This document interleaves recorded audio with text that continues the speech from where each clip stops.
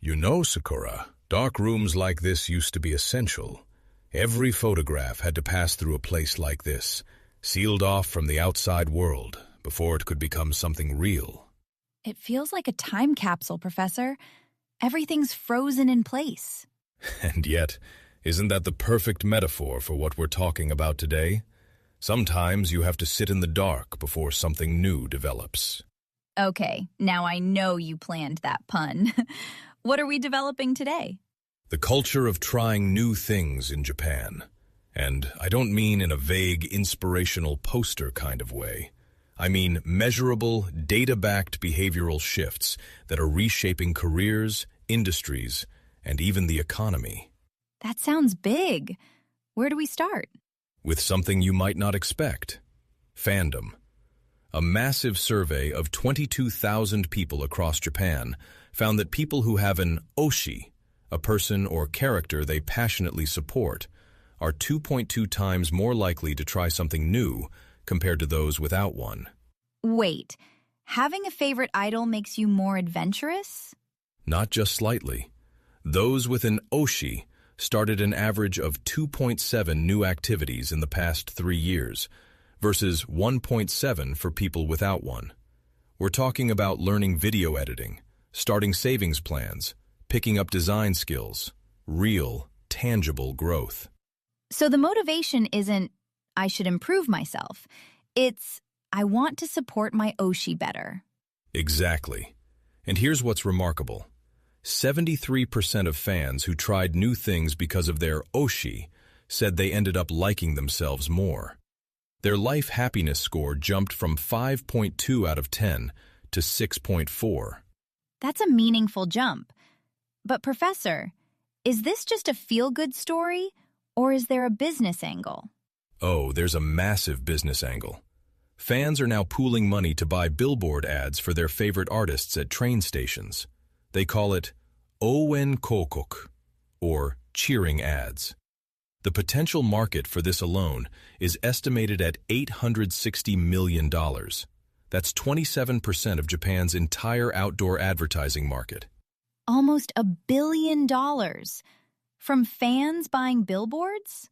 And 84% of people who participated in cheering ads said their overall spending on their Oshi increased afterward. It's a self-reinforcing economic cycle. But let's shift gears, because fandom isn't the only force pushing Japanese people toward new challenges. What else is happening? The job market is on fire, especially for Gen Z. A LinkedIn survey of over 19,000 workers worldwide found that 70% of Gen Z plan to look for a new job in 2026. That's compared to 52% across all generations. 70%. That's not a trend. That's an exodus. But here's the twist. While they're eager to move, 85% of Gen Z also feel unprepared for the job search, the highest of any generation. The competition is brutal. AI is reshaping hiring processes, and 49% say the applicant pool is just too crowded. So they want to try something new, but feel overwhelmed by the obstacles? Yes, and companies feel the gap too. 66% of HR professionals worldwide say finding qualified candidates has gotten harder, mainly because applicants lack the right skills. There's a skills gap on both sides of the table. But Gen Z isn't just sitting around feeling anxious, right? Not at all. They're the generation most likely to invest time in learning high-demand skills like AI. 24% said they'd dedicate more time to upskilling if their job search stalled. LinkedIn membership in Japan topped 5 million, with Gen Z growing 20% year over year. And the title founder is exploding on the platform. People aren't just switching jobs, they're creating them. That's inspiring. But Professor, I have a question. If Gen Z is rushing forward, what about the people who've been working for decades? Can they try new things too? That's where unlearning comes in. One of the most fascinating workplace trends in Japan right now. The confectionery giant Morinaga, yes, the chocolate company, realized that their employees over 50 make up about 40% of the workforce. Younger employees were complaining that seniors were rigid and slow to adopt new methods. Ouch, that's a tough reputation to shake. But when Morinaga actually talked to those senior employees, they discovered something different. Many were holding back on purpose, thinking, IT isn't my thing, or I shouldn't get in the young people's way. So since 2022, Morinaga has been running Unlearning workshops, asking employees to consciously identify what to leave behind and what to carry forward. What did they choose to leave behind? The top answers? Pride and past war stories. Think about that. Senior professionals voluntarily putting down their egos to make room for growth. That takes courage. It does. And it's not just for seniors. A 27-year-old who switched from recruiting to Sansan, the business card management company, was getting outperformed by junior colleagues.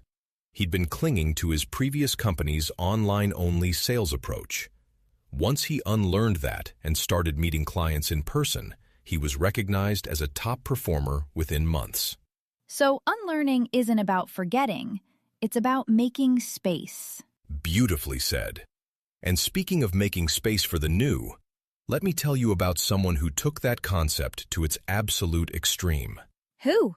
A 13-year-old in Aichi Prefecture who founded a company. He stopped attending school regularly in 5th grade and started building an online platform that connects kids across Japan through shared interests. 13? What made him start a company instead of, I don't know, playing video games? He saw a news report about a child's suicide. It haunted him. He thought, if that kid had had someone to connect with, maybe things could have been different. So he built that connection himself. He even funded it through crowdfunding. That's... wow. And he chose to make it a legal company? Because he believed a company carries more weight and responsibility than a social media post. His generation, Alpha, grew up with COVID flipping their world upside down and AI rewriting the rules overnight. His philosophy? Because nobody knows the right answer, anyone can challenge anything. That's the opposite of Japan's traditional fear of failure culture. And that cultural shift might be the biggest story of all. Research on successful entrepreneurs identifies 8 key traits: curiosity, problem-solving, persistence, flexibility, creativity, communication, decisiveness, and risk tolerance. But the most important insight? You don't need all 8. You just need to know which ones you're missing and find partners who fill the gaps. So the message is, you don't have to be a perfect entrepreneur to start something. You just have to start. Whether you're a fan learning video editing for your Oshi, a Gen Z professional upskilling in AI, a 50-year-old executive letting go of pride, or a 13-year-old building a company from a bedroom, the act of beginning is the challenge itself. Professor, this film has been sitting here for who knows how long. It never got developed. But we're here now. And sometimes the best picture is the one you haven't taken yet. I think I want to try something new tomorrow. Then this darkroom did its job after all. You've been listening to Narrative Japan. Until next time, stay curious and keep listening for the whispers beneath Japan's economy.